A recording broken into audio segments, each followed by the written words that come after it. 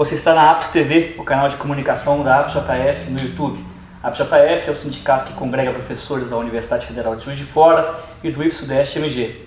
Atualmente, no Magistério Superior e no Magistério na carreira de ABTT, nós vemos que está acontecendo um fenômeno muito difícil e complicado para professores, que é o excesso de trabalho e condições de cobrança extrema de professor, do trabalho deles. Isso tem levado a um quadro que tem deteriorado as condições de trabalho dos docentes, levando a doenças, a problemas com estresse.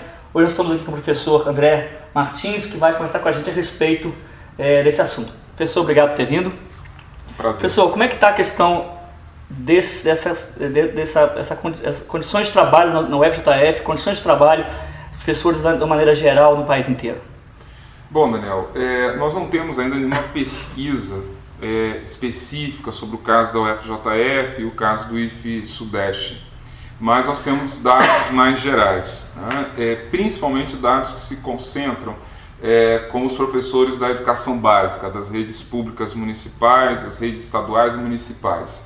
E são dados bastante significativos. Os primeiros dados sobre o magistério superior começam a aparecer nos últimos anos. Até pouco tempo se acreditava que os professores de educação superior e também da própria carreira de ABTT estariam imunes a esse fenômeno da intensificação e da precarização do trabalho docente. No entanto, alguns indicadores já mostram que não há escapatória. Esses professores também estão submetidos a esse processo. Bom, uma das primeiras marcas desse processo diz respeito à intensificação, né, do trabalho, que significa a manutenção da remuneração pelas 40 horas, com dedicação exclusiva, mas um trabalho que não se encerra nas 40 horas. Então, em geral, isso a gente começa a observar que o professor, além de cumprir as 8 horas, e muitas vezes ele cumpre essas 8 horas dentro do próprio local de trabalho, que dentro do campus da UFJF, ele estende um terceiro turno, né, na sua própria residência. Ou se ele trabalha no noturno, ele cumpre uma jornada pela manhã na sua casa, vem para a UFJF na parte da tarde e permanece na parte da noite para complementar suas aulas. Um outro indicador é o trabalho no final de semana. Então, são inúmeros relatos de colegas que desenvolvem tarefas, seja na correção de provas, na preparação de material didático, na preparação de relatórios, na avaliação de tese e dissertações, ou mesmo orientação de tese e dissertações, enfim. Há um conjunto de atividades que são levadas pelos docentes para suas residências, né? Então, hoje tem sido comum, né, dizer que a semana do professor ela se encerra no sábado pela manhã e recomeça no domingo à noite, o que reduz significativamente o intervalo de descanso. E quais são as consequências para os professores dessa jornada extensa? Isso. Essa ampliação da jornada ela traz alguns elementos claros. O primeiro delas é a queda da qualidade de vida, né? Então, o trabalho passa a ser o elemento central, ordenador, inclusive do seu ritmo, afetando as relações familiares, afetando as relações interpessoais, inclusive, em alguns casos, certamente, e já há alguns relatos disso, né, trazendo elementos do adoecimento, né? E basicamente esse adoecimento, eles são de ordem, o enquadramento, né, são de doenças de ordem psiquiátrica. Então que começam com elementos muito leves, uma insônia, um estresse, né, um quadro permanente de estresse, e que vai culminando para quadros mais graves, né? A intercorrência de várias doenças psicossomáticas, né?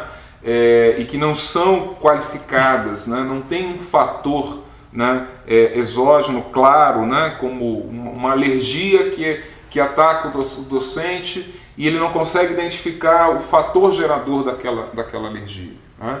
Então, os casos mais graves e mais de ponta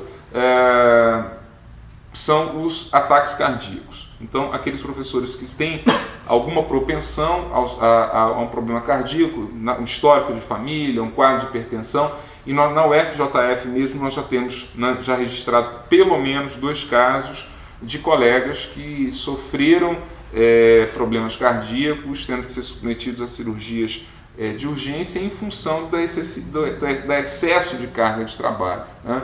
E o que acontece nesse processo é que o professor, a professora, deixa de fazer outras coisas que são necessárias à condição humana, né? Entre elas, por exemplo, cumprir leituras que não são exclusivas da sua área, né? Incluir na sua rotina a atividade física, né? Ordenar idas ao cinema, enfim, todos esses elementos começam a desaparecer, né? E precarizando, né, a própria condição de vida. E nesse processo, o trabalho também vai se configurando como um trabalho precarizado. E para agravar ainda mais, nós temos as pressões, né? Aqui mesmo na UFJF, em função das mudanças ocorridas nos últimos anos, em função da reestruturação universitária via Reúne, nós temos salas de aula com 100 alunos. Quer dizer, o que significa ministrar uma aula, ministrar aulas para 100 alunos, o que significa corrigir trabalhos, provas, avaliações de 100 alunos, né? Isso traz um impacto significativo, até porque o professor, a relação, o trabalho docente é um trabalho que tem características muito específicas. Uma delas é a questão da relação. Na medida que você atua, né, com a massa, né, 100 alunos, esses alunos não têm identidade.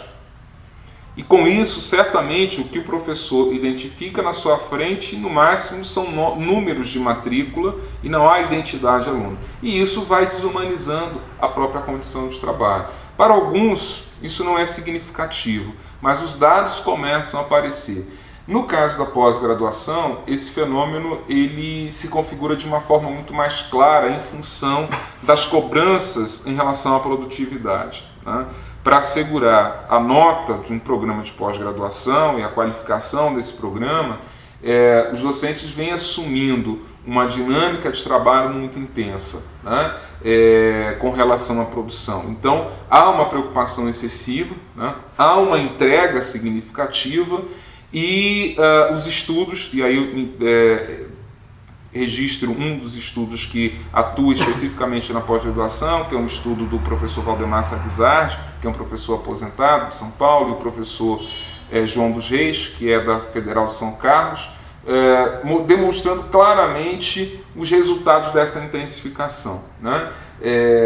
A parte mais recente da pesquisa que esses pesquisadores realizam demonstra, uma pesquisa que foca os professores que se aposentaram e que continuaram atuando na pós-graduação. E a grande questão é, por que esses professores se aposentam e continuam na condição de docente de uma pós-graduação? E os dados preliminares, esses pesquisadores revelam, é muito significativo. As pessoas dizem: eu não quero ficar submetido a uma pressão intensa de um número excessivo de horas, um número excessivo de orientandos, uma carga excessiva de trabalho. Eu quero tempo, eu quero trabalhar, mas eu quero tempo e quero condições. E a condição de aposentado lhe assegura uma condição um pouco diferenciada dos docentes do quadro permanente. Então isso é um elemento significativo, né? Nós temos também um depoimento, que isso já está registrado pelos pesquisadores na pesquisa, na primeira pesquisa que trata desse fenômeno, de uma professora que teve sua filha, a filha sofre um acidente, está no CTI, e ela sentada ao lado da filha na CTI, no momento de visita, ou na antessala, aguardando o momento da visita, fazendo uma avaliação de uma tese de doutorado, né? E dizendo que não podia quebrar o prazo. Era uma orientanda que estava com o período de defesa já no limite. Ela tinha que defender.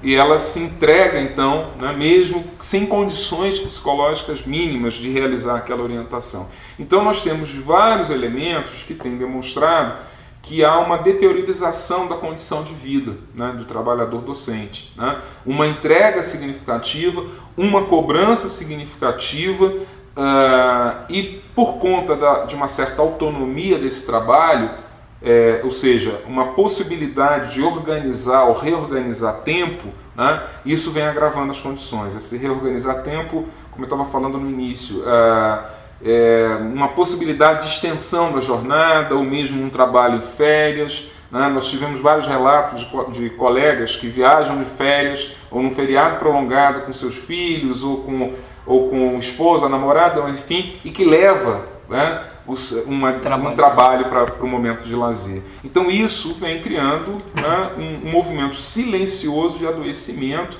e de precarização das condições, consequentemente das condições de trabalho desses docentes, né? É um fenômeno que tende a se agravar e que nós temos que ficar muito atento para poder identificá-los, porque não é um fenômeno de fácil identificação. Diferentemente do processo de adoecimento dos trabalhadores do setor bancário, dos trabalhadores do setor fabril, principalmente aquelas doenças qualificadas como por esforço repetitivo, né? E que causam implicações, limitações motoras, né? Essa doença que acomete os docentes é uma doença silenciosa e de ordem psiquiátrica ou psicológica e difícil mapeamento, né? E cujas consequências, os seus desdobramentos, nós já temos casos que é importante registrar, até mesmo de suicídio, né? Então, temos que ficar alertas, porque esse fenômeno se intensificando vai inclusive comprometer não só a condição de vida, mas a própria condição de formação dos futuros profissionais. Tá já, professor, obrigado pela presença. Eu que agradeço, até a próxima. Até a próxima. Na próxima a gente se vê.